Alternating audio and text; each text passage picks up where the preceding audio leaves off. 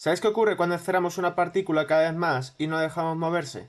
Hola a todos, hoy vamos a ver un caso que seguramente sea el acercamiento más común a la física cuántica y en concreto a la ecuación de Schrödinger, que es el caso que se conoce como pozo infinito, en el que tenemos una partícula encerrada en un cajón del que no puede salir. El pozo infinito se refiere al caso en el que tenemos una única partícula encerrada en una caja de lado L, le hemos llamado, en el que las paredes están sujetas a un potencial que es infinito, es decir, la partícula no va a poder atravesar el potencial porque va a ser repelida infinitamente hacia adentro. Y nuestra pregunta es, ¿qué ocurre a la partícula? ¿Cuáles son sus posiciones esperadas? ¿Cuál es su movimiento? ¿Qué hará la partícula? En el mundo clásico, pues simplemente se moverá hacia un lado, llegará a la pared y rebotará y volverá al otro. Y así infinitamente. Pero en el mundo cuántico esto es distinto. Y en primer lugar vamos a introducir la ecuación de Schrödinger. Aquí tenemos la ecuación de Schrödinger, la cual es una ecuación de segundo orden en x, porque es la segunda derivada, y de primer orden en el tiempo, porque es la primera derivada en el tiempo. Psi es la función de onda y es la incógnita de la ecuación, que nos dice propiedades sobre la partícula.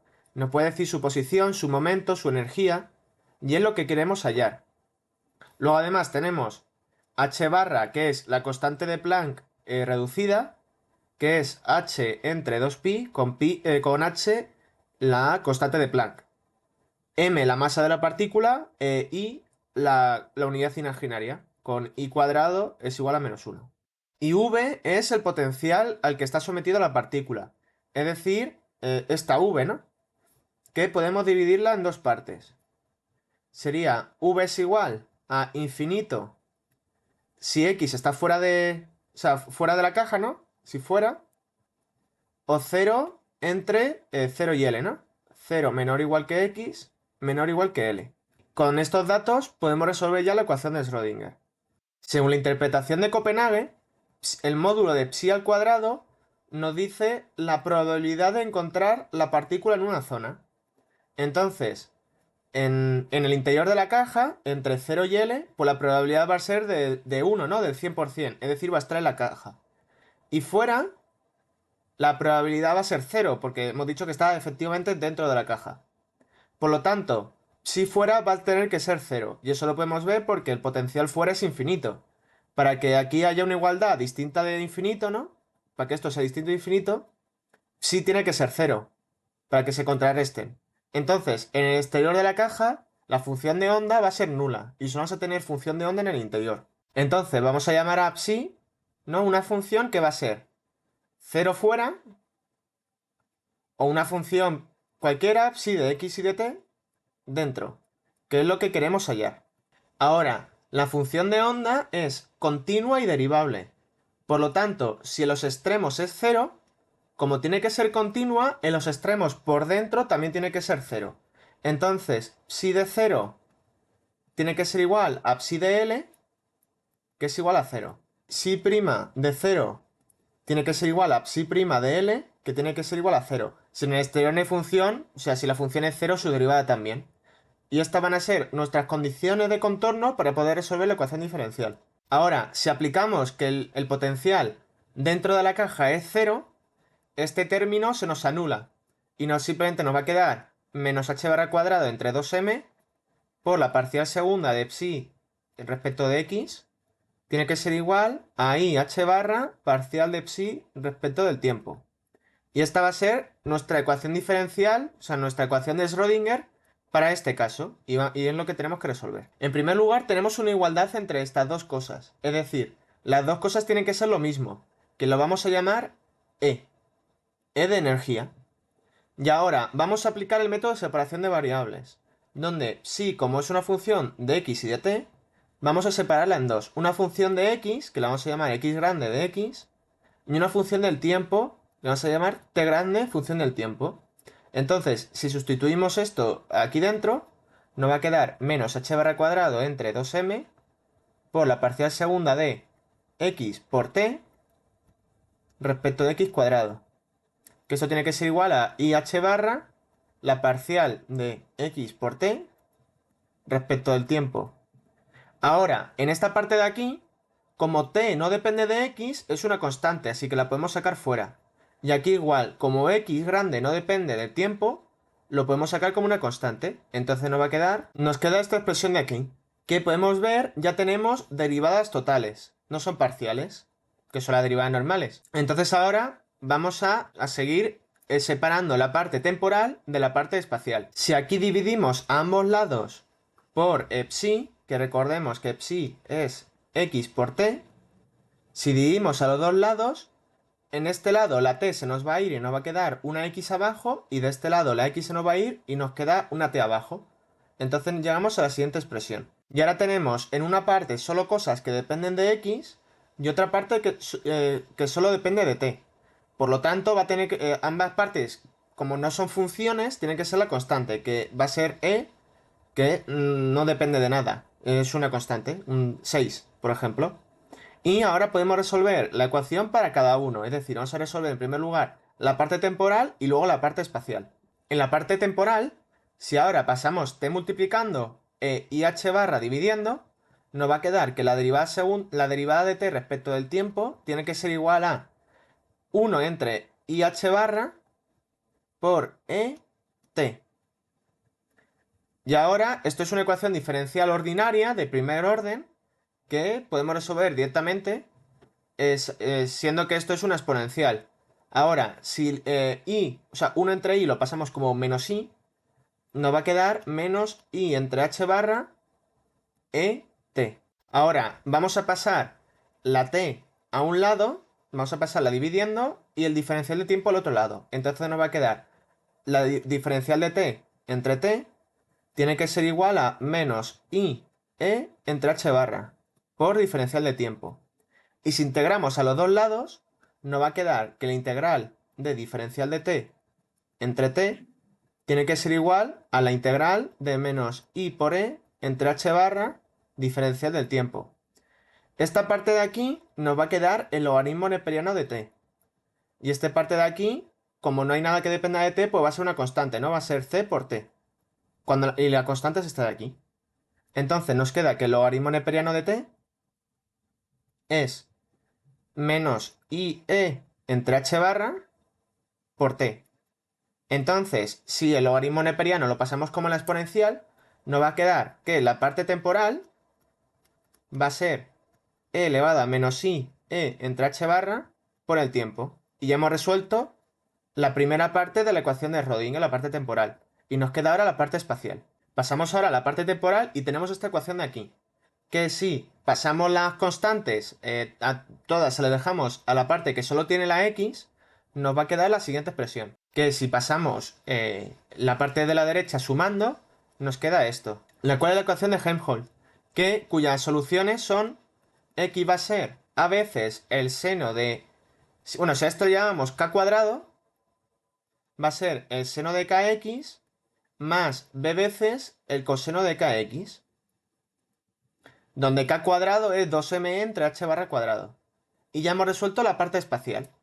Entonces tenemos lo siguiente. Entonces ya tenemos resuelta la parte temporal y la parte espacial de la ecuación de Schrödinger. Sin embargo, nos falta determinar qué es A y qué es B. Y para eso vamos a utilizar las condiciones de contorno que hemos sacado antes.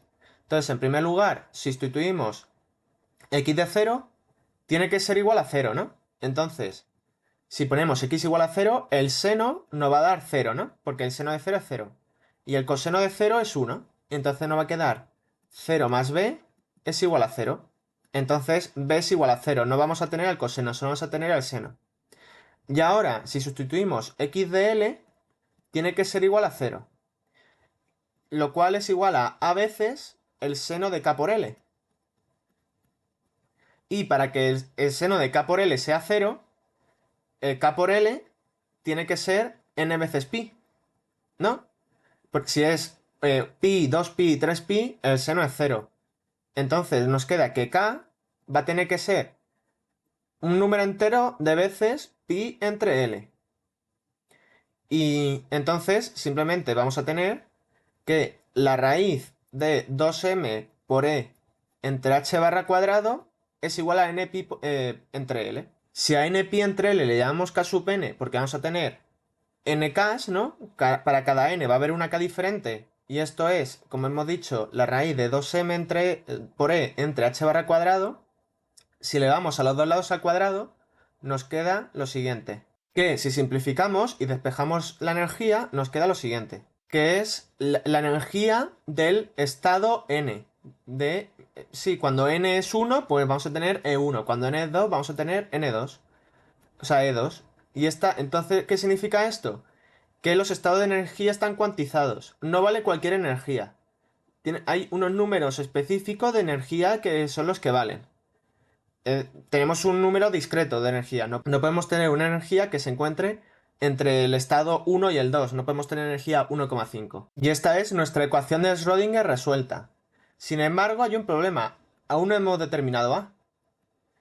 Y es que hay una última condición que no hemos tenido en cuenta. Como he dicho antes, el módulo de psi al cuadrado nos dice la probabilidad de encontrar la partícula. Entonces, la probabilidad de encontrarla dentro de la caja, ¿no? Entre 0 y L, tiene que ser 1. Entonces, la integral de psi cuadrado tiene que ser igual a 1. Y de ahí podemos determinar A. Es lo que se llama normalizar la función de onda. El módulo de psi al cuadrado, un módulo de un número complejo en general, se calcula como psi conjugado por psi. Conjugar es simplemente cambiar el signo de la sis. Entonces nos va a quedar que psi al cuadrado es lo siguiente. Llegamos a estos dos términos que se están multiplicando. Esto es psi conjugado y esto es psi. Ahora tenemos una exponencial positiva y otra negativa que se está multiplicando. Entonces las podemos cancelar porque van a dar igual a 1. Entonces ahora tenemos a por a al cuadrado y el seno por el seno al cuadrado. Entonces va a ser al cuadrado por el seno al cuadrado de npi entre l por x. Y esta va a ser el módulo de psi al cuadrado. Entonces, ahora hemos dicho antes que la integral sobre la caja entre 0 y l tiene que ser igual a 1. Entonces, la integral de 0 a L respecto de x de a cuadrado seno al cuadrado de npi entre L tiene que ser igual a 1. Ahora podemos utilizar la identidad trigonométrica que nos dice que el seno al cuadrado de alfa es 1/2 menos el coseno de 2 alfa entre 2. Lo cual podemos integrar fácilmente. Y esta es nuestra integral. Esta parte de aquí, como es una constante, pues lo podemos llamar directamente x, ¿no? O sea, sería a cuadrado por x entre 2. Y ahora, la integral del coseno es el seno por las constantes que haya dentro. O sea, entre las constantes que haya dentro, es decir, entre esto. Entonces va a ser 1/2 menos 1/2 de L entre 2npi por el seno de 2npi entre L por x. Y todo esto evaluado entre 0 y L. Ahora, cuando cuando x es igual a 0, las dos partes se anulan, ¿no? Porque son impares. Entonces solo tenemos que evaluar en L. Y llegamos a lo siguiente ahora. Estas dos L's las simplificamos y nos queda el seno de 2n veces pi. Es decir, un número entero de 2pi, lo cual el seno es 0. Entonces simplemente nos queda que a cuadrado por L medios, como esto es la integral, tiene que ser igual a 1. Entonces simplemente nos queda que a cuadrado tiene que ser igual a 2 veces entre L. Entonces a va a tener que ser la raíz de 2 entre L. Y ya hemos resuelto nuestra ecuación de Schrödinger. Y la cual nos da la siguiente función de onda. Esta de aquí es nuestra ecuación de Schrödinger resuelta y normalizada, lo cual nos va a decir el estado de la partícula en un tiempo t y en una posición x. Ahora podemos hacer varias cosas con ella, como por ejemplo representar su módulo al cuadrado, es decir, la probabilidad en cada punto y en función del tiempo del que se encuentre en un sitio. Y vamos a representar diferentes modos, diferentes armónicos, como los de una cuerda de guitarra, por ejemplo. Y llegamos al siguiente gráfico. Tenemos aquí el módulo cuadrado de psi graficado para diferentes valores de n. Tenemos para n igual a 1, n igual a 2, 3 y 4. Pero podríamos seguir así en adelante. Podríamos ver que todos tienen la misma altura, porque al final la amplitud va a ser 2 entre L. Y luego también, por ejemplo, los impares están centrados en 0, o sea, en 0 tienen probabilidad máxima, mientras que en los pares, en 0 tienen probabilidad mínima. Es decir, los estados impares quieren quedarse en el centro y los pares quieren alejarse, no quieren estar ahí. Luego, además, podemos ver que n, el número, nos dice además cuántos picos hay. Por ejemplo, n igual a 2 tiene 2 picos, n igual a 4 tiene 4 picos. Y esta sería la densidad de probabilidad. Es la probabilidad en cada punto que hay para la partícula. En este caso, como psi cuadrado no depende del tiempo, la probabilidad es constante, no va a hacer oscilaciones, no va a cambiar en el tiempo, es siempre igual. Luego, además, simplemente por simetría, podemos ver que puede estar tanto, es igual de probable que esté en un lado como que esté en el otro. Entonces, podemos esperar que su posición sea el centro, ¿no? Eso es simplemente el razonamiento clásico. Si está todo el rato rebotando entre las paredes, en el centro va a pasar el doble de tiempo. Entonces es más probable de que esté en el 0 que en el resto de puntos. Y ahora vamos a calcular el valor esperado de la posición para comprobar esto. El valor esperado de x, que lo vamos a llamar así con los corchetes estos extraños, es donde, si vemos dónde está la partícula, dónde es más probable que la vamos a encontrar. Donde, si hacemos 1000 medidas, donde la media va a salir la posición esa. ¿Cuál es la media de las medidas? Y esto lo podemos calcular como la integral sobre x de psi conjugado por x por psi. Ahora, como x no hace nada sobre psi, le podemos dar la vuelta, ¿no? Podemos ponerla al comienzo.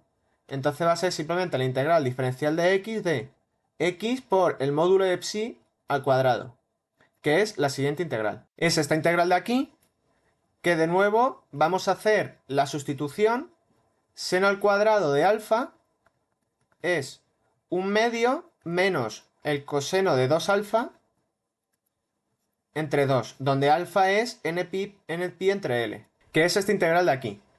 Ahora, tenemos dos partes, esto con la x y esta con x coseno de 2npi entre L por x. Esta parte de aquí es una integral inmediata, ¿no? Que sería el x al cuadrado entre 2, y esta parte de aquí hay que hacerla por partes, que vamos a llamarla u a la x, entonces diferencial de u va a ser diferencial de x, y luego al menos coseno de 2npi entre lx, vamos a llamarla, bueno, por diferencial de x, es el diferencial de v.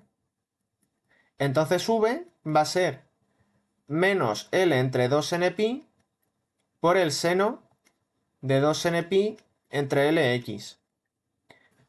Si aplicamos el método de integrar por partes y luego nos va a quedar un seno, la integral de un seno, que si la integramos de nuevo vamos a llegar al siguiente resultado. Este es el resultado de la integral, donde tenemos un término con x cuadrado, otro con x seno de kx y otro con el coseno.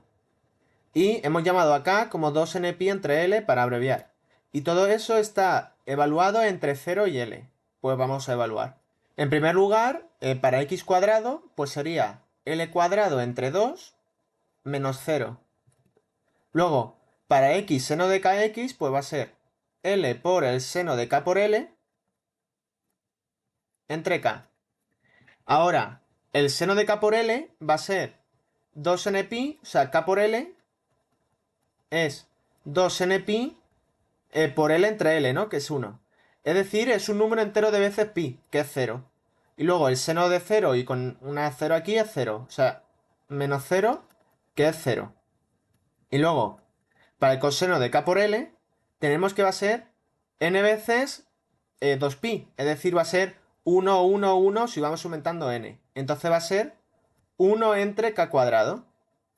Y luego si ponemos 0, va a ser de nuevo 1 entre k cuadrado menos 1 entre k cuadrado es igual a 0.